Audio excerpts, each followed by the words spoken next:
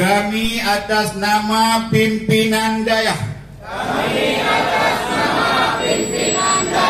Pimpinan Balai Pengajian. Pimpinan Ormas. Serta tokoh masyarakat.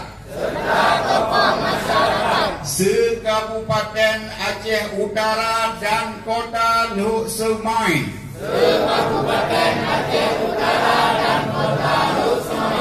Serta perwakilan kabupaten kota lainnya di seluruh Nusantara khususnya Aceh.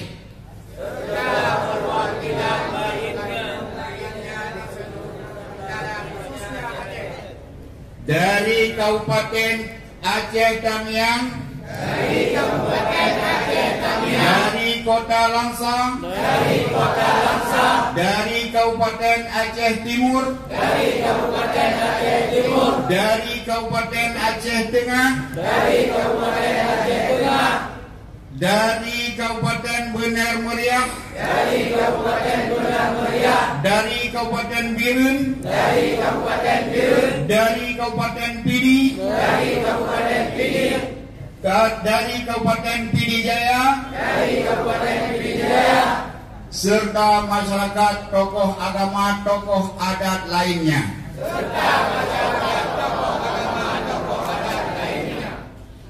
Dengan menyatakan sikap, menolak dengan tegas pengajian yang menyimpang dengan akidah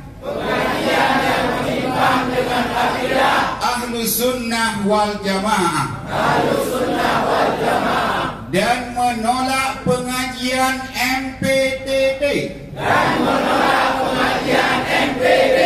selama belum ada fatwa dari MPU Aceh.